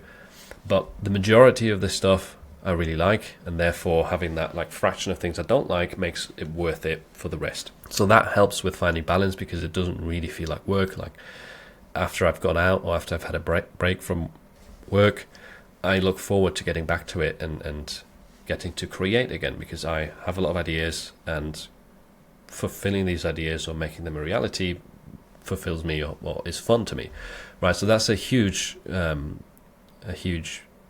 pro or benefit, or something that makes it a lot easier for me to find balance between them. Another thing that's definitely huge is people. Like I've surrounded myself with people that are really good at what they do, and that help me out with different aspects of it, and I pay them for it, right? So, but if you know that there's a bottleneck or a thing in your business where someone else could technically do it, and you can outsource that part of it, do it. Like it's only going to help you out, because, for example, as a YouTuber, I really like editing, and I used to edit a lot back in the day when I was younger. But for this channel, it just doesn't make sense for me to edit everything myself. I need to record the videos, I need to be part of the videos, and I need to ideally do the research so I understand what I'm talking about, but I don't necessarily need to do the editing. Like, you barely notice whether it's me editing or my editor editing it.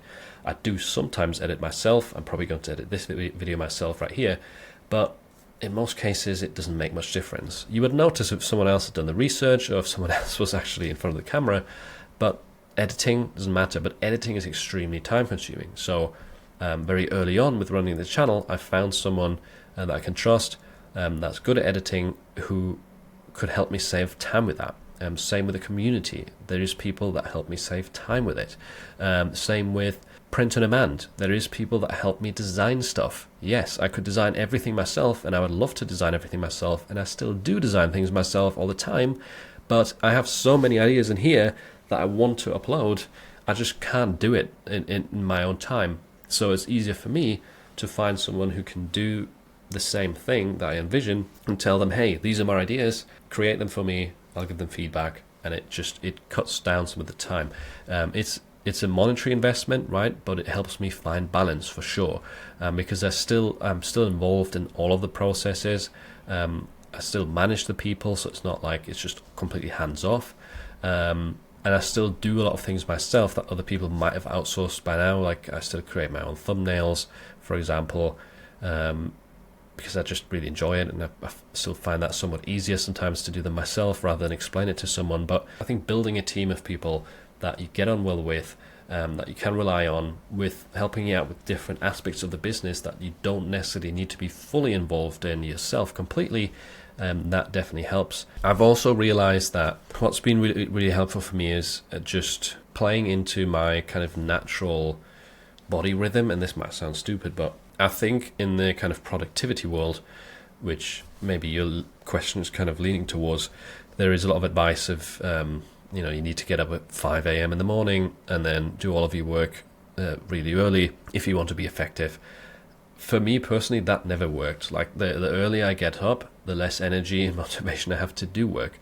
It's just not, like, I don't feel awake. I can't focus on my work if I get up at 5 a.m. I know for some people that works perfectly. Some people like to even do their print on demand stuff before they go to their 9-to-5 job. I know that's a thing, but that's just, it's not me. I have most of my energy and motivation a lot of the time after midnight. Like that's when I get really in the zone and I get a lot of stuff done often, is in the night. That's just how my body seems to work. And I still, when I go to bed at like 3 a.m., I still get enough sleep. So I'll sleep 8 hours still, but I won't beat myself up over getting up late, in a sense, or not getting up at 5 a.m. I just realize that I'm not a morning person. I'm at my worst performance in the morning, and I just lean into the fact that I can get decent sleep, and then I can be effective during the day, during the afternoon, and especially at night, and not feeling kind of ashamed or embarrassed to have a different rhythm or routine than what is kind of the perceived norm. So lean into what works best for your body, and where you feel most effective. It might be the night, it might be the morning. You just have to figure it out for yourself. So there's tons more things I could say here, but yeah, I do go out, I do take breaks, I travel quite a lot as well. I usually have my laptop with me. Like, to be fair, I do work on most days, even if I'm traveling or taking a break. I usually check some things, or manage someone, or still upload a video that my editor's prepared for me. So I'm usually always doing something, but I enjoy it. It doesn't feel like work, and it still feels like balance to me, at least, if I'm somewhere else, I'm with people, but I just occasionally check my laptop, my phone, and just give someone feedback on a current project. So yeah, I hope that answers your question a little bit. But in all honesty, some of the things are also relatively easy to manage, like print on demand, or Amazon merch. Once you have it running, to keep it running is obviously a lot easier than to get it going. So if you're brand new to print on demand, you might be putting in a lot of effort and energy, and it feels like you're not getting very far. But good thing is, once you get used to it after a few years, it's a lot easier to keep growing the sales or keep maintaining the sales than it is to initially get them going. So that definitely helps as well, with balancing kind of these different aspects of the business out. That's a very long answer to a very short question, but thanks very much, Hossein, for submitting that. Next up, how many products I have to sell in tier 10 and tier 100 to get tiered up? Nobody really knows this. The common consensus used to be, in tier 10 you need to sell 10, in tier 100 you need to sell 100. It doesn't really work that way anymore. Now it's apparently about the percentage of products and percentage of designs sold, meaning if you have 10 products and you've sold 2 of them, then that's a 20% success rate. And I think Amazon considers that low, because from most people that I've heard being tiered up recently, they usually sat at 50% or above of designs sold. I don't know about their products, but designs sold seems to be higher than 50% for most people getting tiered up these days, which is incredibly high for someone in a high tier. In tier 10, tier 100, that's more achievable, I think, but it's not easy. It's definitely harder than just reaching 10 sales. So they've made it harder. That's my understanding right now of how it works. I could be wrong. We don't have a concrete answer or a concrete statement from Amazon Merch about this, unfortunately. But it's not just about sales or the amount of sales. It's about amount of designs sold, percentage of designs sold. Moving on to Mahuan. Wow, what a milestone. Congrats, well deserved, my friend. Thank you very much. I know you are a long-time subscriber as well. So thanks for submitting your question. Since it's a YouTube milestone, I'd love to hear your take on this. Do you recommend experienced sellers to start creating content as well? And what advice would you give to those just beginning? I feel like your perspective could really motivate some people to start contributing to the POD space. It's interesting you say this, because I've kind of felt a little bit of an urge in the back of my mind to teach how to start a YouTube channel as well, or how to do YouTube, because it's probably one of the best decisions I've ever made in my life, and it's not just good for diversifying income. It's, you meet so many people as well, you learn so much, not just about YouTube but also about the thing you're teaching, because in order to teach you have to understand it really well. And I think you would be great, because I know that you are already building a community, and you've been involved in the POD community for a while, and I think you understand POD well enough to teach it.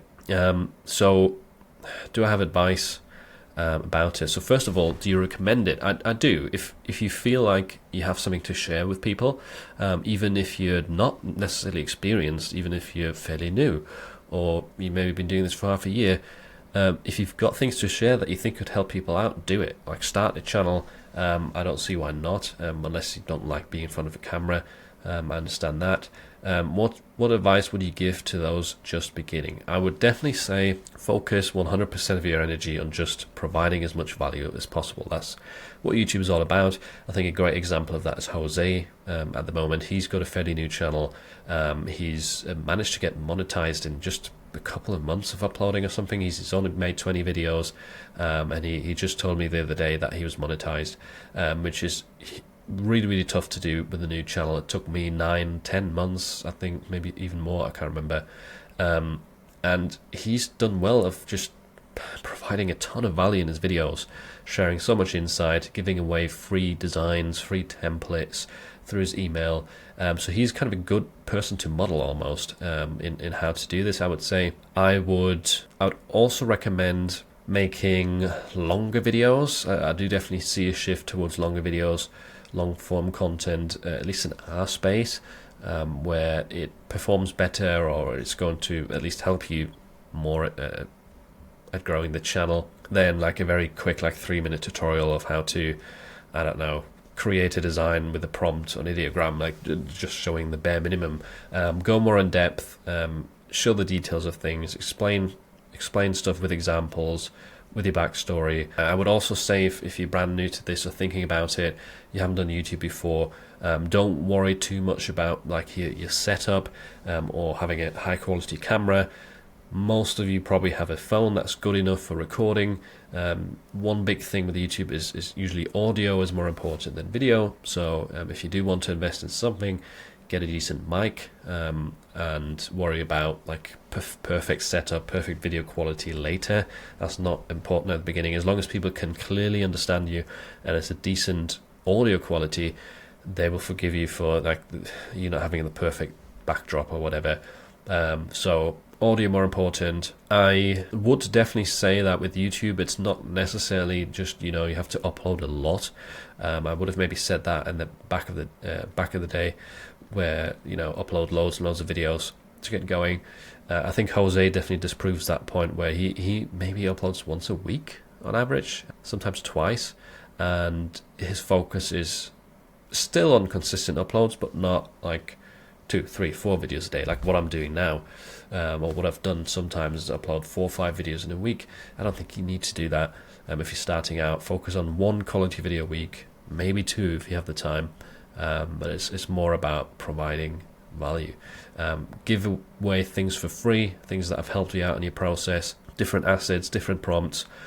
Also think about making content that incorporates AI. That's, at least from my experience, a very highly searched topic, one that's going to help you grow an audience.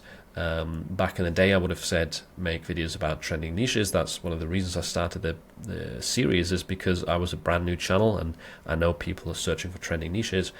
Now my trending niches videos don't do as well as they used to, and it's more AI content that is what people are looking for. So I would focus at least some of the content on AI advice, AI tools, and that's going to help you grow your channel at the beginning. So hope those are some tips that help out. I would have a community fairly early on. I would have an email list fairly on, like a free newsletter early on, and build that out. Those are some things that I maybe didn't do early enough. I think the community was fairly early, but I didn't have a newsletter until like a year or 2 in. So yeah, those are some tips.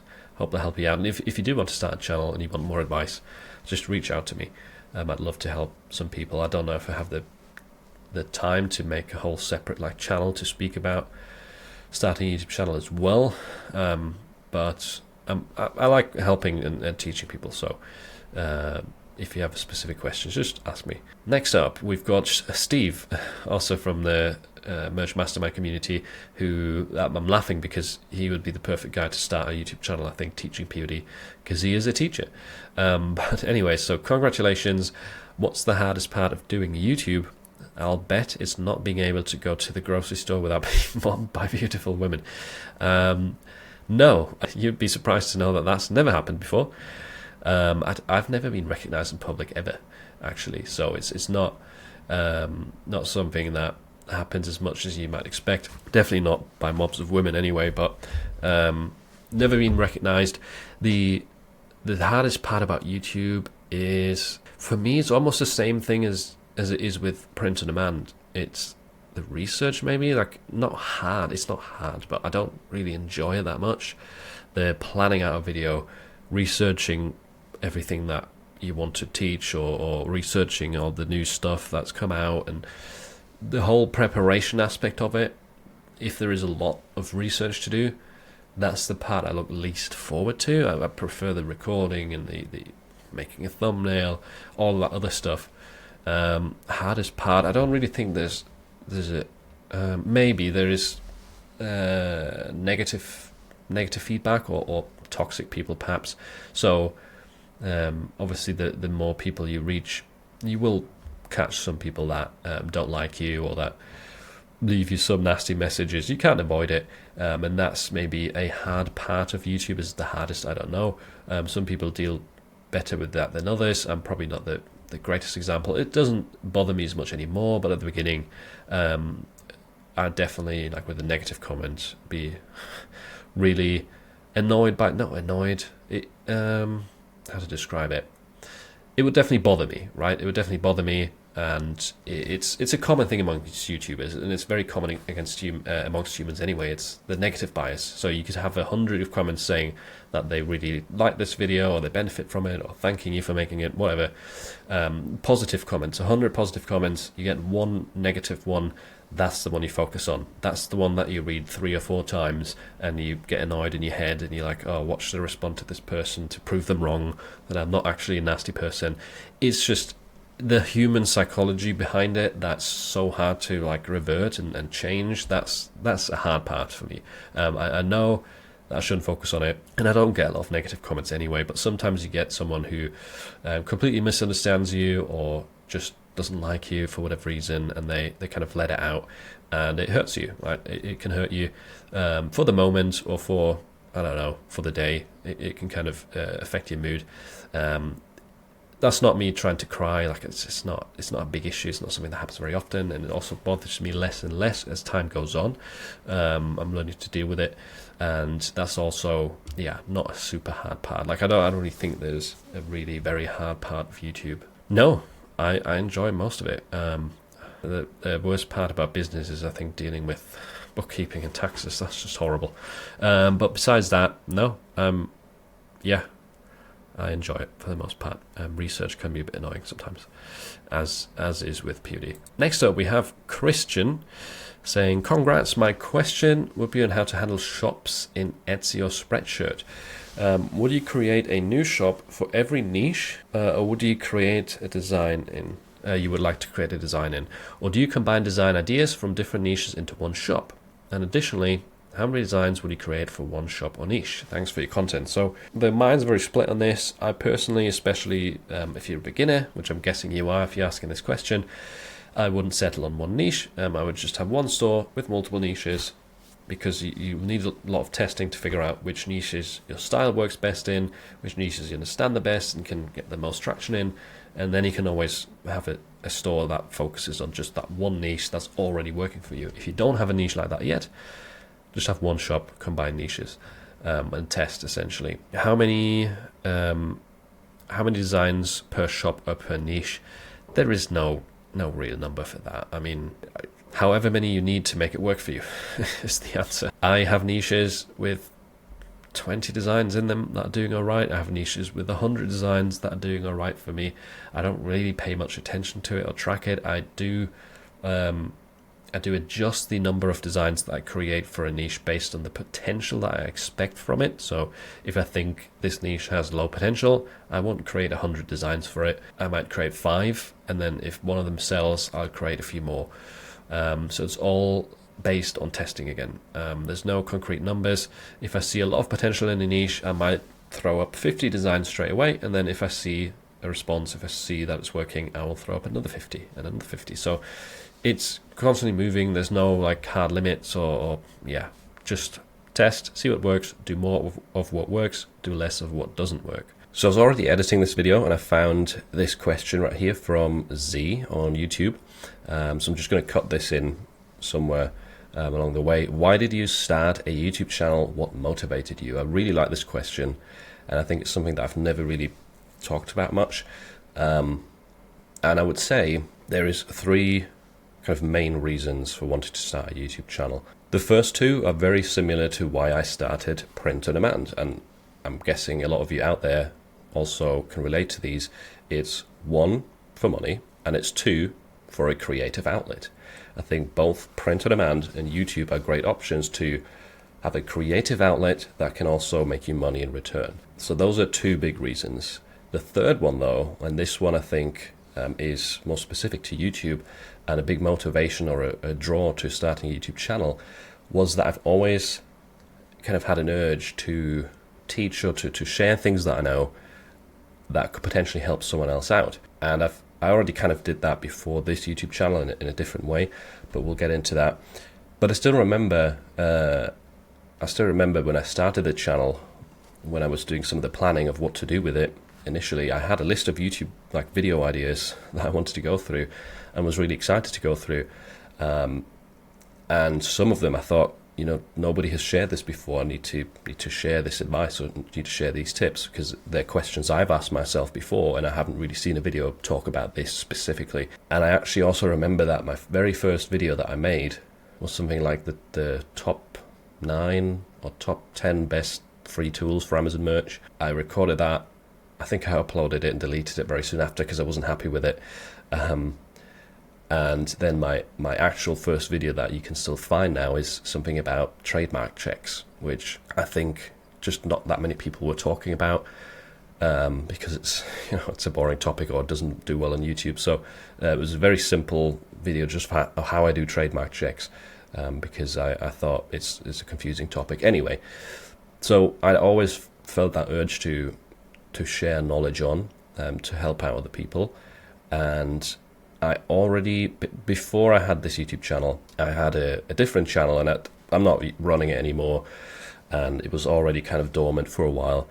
It was a completely different topic. It was related to a video game, and on that channel I mainly posted video gaming content, but I did have a few videos on it which were tutorial style.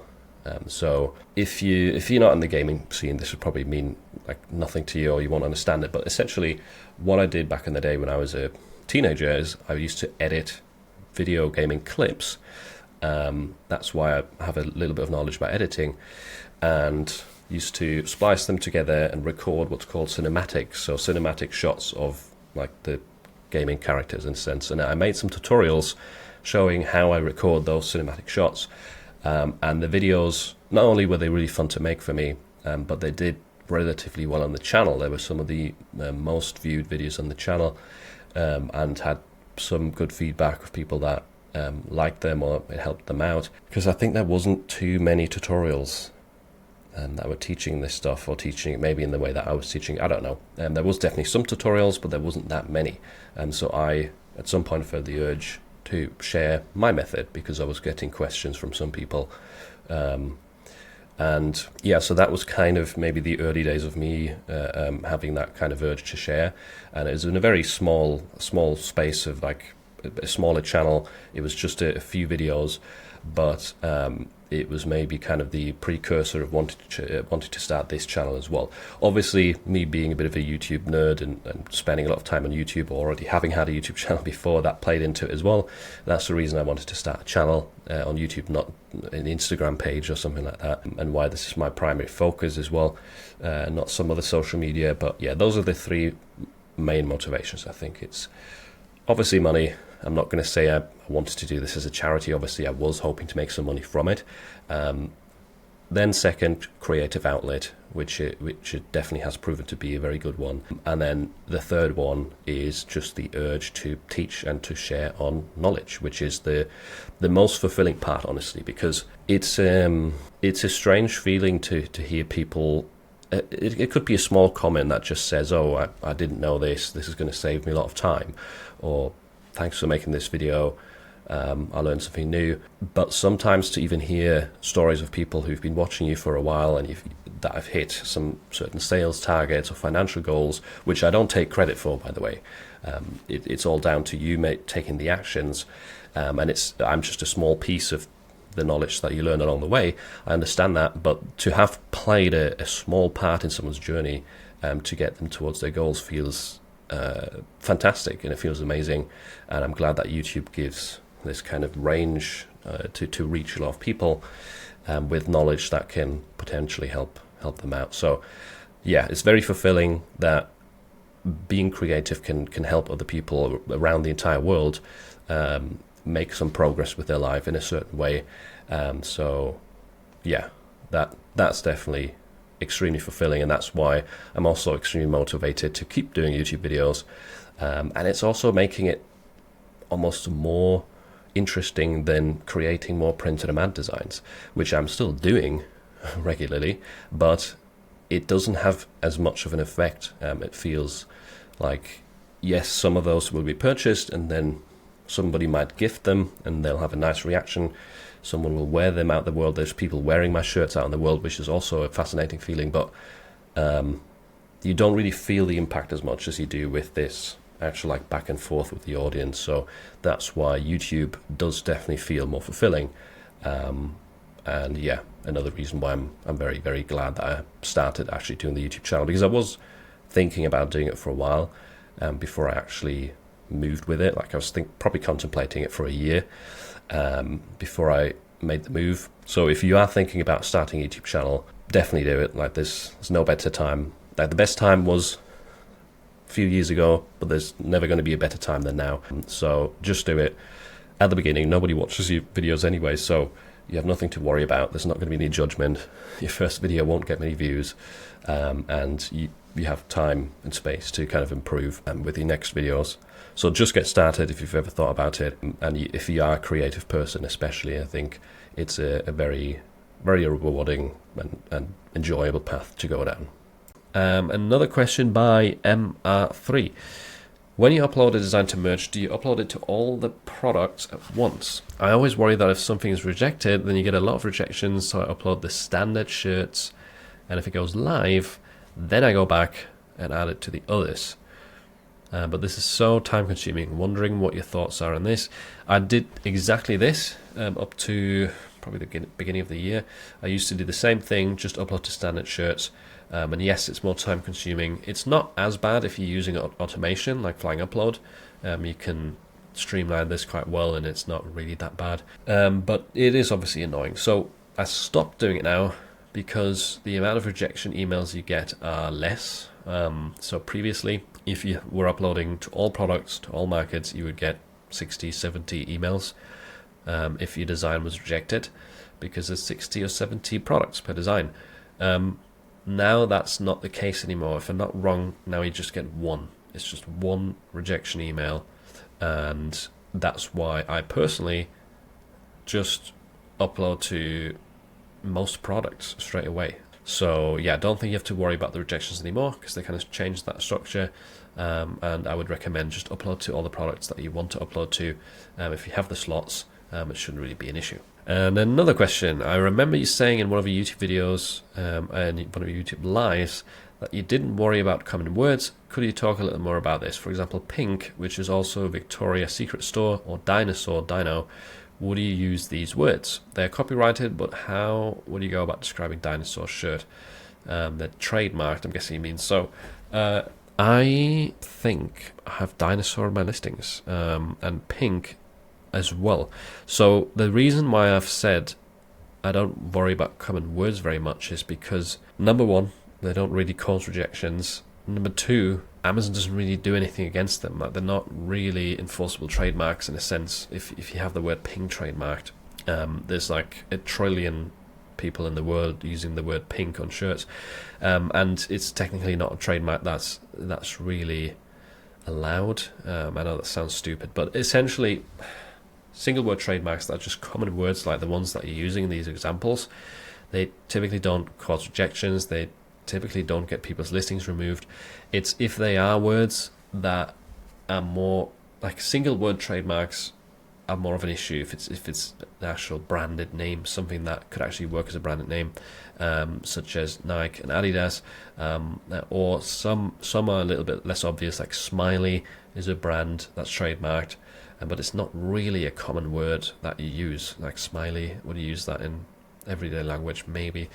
So it is a bit of a grey area. I can't give a concrete answer to this, but I would use pink. I would happily use dinosaur and dino. I don't really think they're an issue. And if they were, they would probably get rejected, especially if they've been trademarked for a long time. It's more the multi-word combinations. If it's multiple words in one trademark, if you use them exactly like they are in your listing, and things like Adidas, Nike, Smiley, those are going to get you rejected. And the thing is, even if there is some single word trademarks that you thought were fine but they get rejected, if it occasionally happens, it's okay. I've had hundreds, probably over thousands of rejections at this point. Don't lose sleep over it. If you're doing your best and you have just a small margin of your uploads being rejected, you're probably fine. It's if everything you upload constantly gets rejected, that's when I would be more worried. Next question, this is from Discord as well, by Moni Rhythm. Congratulations, thank you very much. My question is, what advice would you give to creators who want to build communities around empowerment and life transitions? That's not really my area of expertise, so I don't really know what to say about these topics specifically. Building communities, though, if you're a creator and you want to build a community, make it available for free and produce some sort of draw to the community, like free things, free PDFs, free downloads, something that helps them out in their journey of empowerment or life transitions that they get access to inside of your free community. And if it's free, it's going to be easy to grow it. If you're talking about building paid communities, then that's a whole nother story, and that would take a lot of diving into. But if that's what you're wondering, then I would go to Ed's channel, or Film Booth, I think the channel is called, because he focuses a lot on kind of educational channels, and how to build them up and how to implement things like a paid community or a course. So if you're thinking about paid, I would go to Ed, Film Booth, watch some of his videos, check that out. If it's just free, focus on giving people free stuff, the opportunity to connect very easily. Put the link everywhere in your descriptions. Mention the link. Say, I have a free community now where you can get XYZ, or where we're doing XYZ. Maybe we have some events, some things in there around these topics that people would be interested to join, and then with time you'll be able to grow it. So hope that helps you out. Another one by MR3. Do you fill out both bullet points, and if so, do you just copy the bullets into the description? I don't always fill them out. Sometimes I leave them blank. It depends on the listing or the niche that I'm entering, and if I have them, I typically copy them to the description. Yeah. As a new PD seller, Ginger Cookies is asking, what would your exact layout be for finding your niche? Daily process of studying designs, using ChatGPT, creating the design, using other software to mock up or get listed in the fastest and most productive way. Or maybe not even as a new PD seller, but you process getting 10 items listed a day and planning out your week. That's a lot of questions in one. Right, what would be my exact layout be? That's really, really time consuming to dive into. So my exact layouts and my exact workflows of everything is described in the Merch Mastermind. That's too deep to dive into. But if you want to be productive, then use automation tools. Use either My Designs if you're on the Etsy side of things, or Shopify, or use Flying Upload if you're on the Amazon Merch side of things. And for design, if you want to be fast with design, Dream AI is one of the fastest to do things at scale, because you can run multiple prompts simultaneously. You can bulk vectorize, bulk background remove. So if you want speed and efficiency, that kind of thing, my personal choice would be probably My Designs. For Amazon Merch uploads, it would be Flying Upload. I have a bunch of videos about both of those on the channel that will help you kind of speed up things there. Finding niches, I don't really know a way to just streamline that. I mean, you can use agents to help you find ideas. And Jose has also recently uploaded a video that was quite cool for finding low competition evergreen niches on Amazon quickly. So I would check out Jose's channel. He's got some cool niche research strategies that are quite quick. But yeah, the exact processes and things like that I'm using, they change on a regular basis as tools change, as I learn new strategies and evolve my idea. But in depth is taught inside the Merch Mastermind, and there's courses in there that go into everything. So hope that helps a little bit anyway. And next up we have A on Discord. Congrats on your hard work and subscribers. I've created 40 t-shirt designs, but I don't know the next steps. I've been rejected by Amazon Merch a number of times. I don't know how to source, what POD suppliers I should use, and what platform I should use to get my designs to the public. So if you've been rejected by Amazon Merch, the next best option, in my opinion, is Etsy. The POD suppliers to use, one method to figure out who some of the best ones are is check who are the best rated on Printify, for example, because they have the rating system. So if you're looking to sell a certain t-shirt, you type in that t-shirt, it will show you the production partners that fulfill that t-shirt, and it will give you rating on their speed, their quality, etc. And then you just choose who you think is best, and you go with that, and you push them to your Etsy store. You have a lot of the people, or a lot of the fulfillment centers that are implemented through Printify are also implemented and integrated through My Designs, so that's the tool that I would use. If you only have 40 designs, My Designs might be a bit of a stretch, because you can do that more in a manual way with Printify. You don't necessarily need to do it in bulk. But if you want to upload more and work more efficiently, then go down the My Designs route. If you just want to start, get used to things and do things one at a time, Printify is probably a good bet, and there you have the option to see the ratings for the suppliers as well. Next question from Discord is, my question is, what was your first ever merch sale, and when did you get to experience the juicy royalties below? The juicy royalties are $19.99 is the price, and the royalty nearly $9. That's crazy. No, I did not experience that. I wish I did. Let me just check when my first merch sale happened. It was in 2019 for sure, but the exact date I do not remember. So my first non-organic sale, so this was either I purchased it or a friend, I can't remember. This was on the 13th of May 2019. But again, that was non-organic, so let me try and find the first actual organic sale. Yeah, I think it was the 20th of June 2019. So yeah, middle of June was my first organic sale, as far as I can tell, right here in Pretty Merch, which is being a little bit buggy, not really showing me what sold, but there was a sale on that day which I believe was organic. So there you go, and it was not very nice royalties, because I was listing everything very low, and I think at this point it was already very different to this $9 royalty. I think it might have been over $5 or maybe over $6 per sale on a t-shirt at this price, but it definitely wasn't anywhere near $9. And the last questions right here, once again by MR3, who I believe got the most questions in during this Q&A.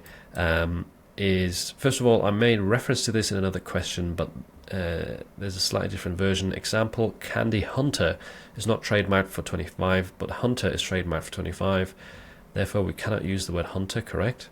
So this is in regards to the trademark question we had earlier with Pink and Dinosaur. So if Hunter is trademarked at 25 and you want to say Candy Hunter in your design, you can.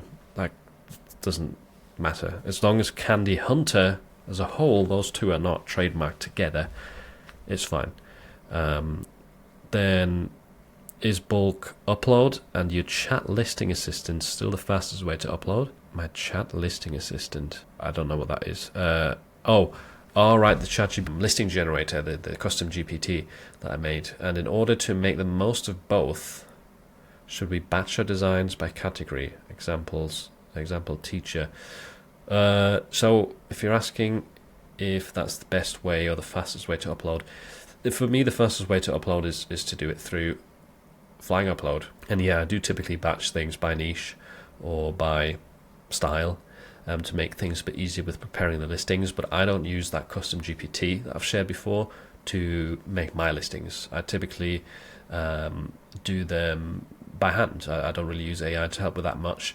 I've played around a little bit with the Flying Uploads AI, which they have built into their kind of online design management system. I've used that a little bit recently, and that's also helped me get sales with AI generated listings. So that one is quite good, but typically I just draw designs into Flying Upload and I make the listing in there, and then I have it kind of used across multiple designs in the same niche with minor adjustments. So that's kind of my favorite fastest way to upload. But you're right in the sense that batching things by category makes a lot of sense to speed things up there. And I believe that is the last question. So if you made it all the way to the end, thank you very much for watching. I hope some of these answers were helpful to you. And yeah, I hope that your sales are going well, and I hope that we all have a great Q4 together. And once again, massive thanks to helping me reach 125,000 subscribers, and thanks to everyone who submitted questions to this Q&A.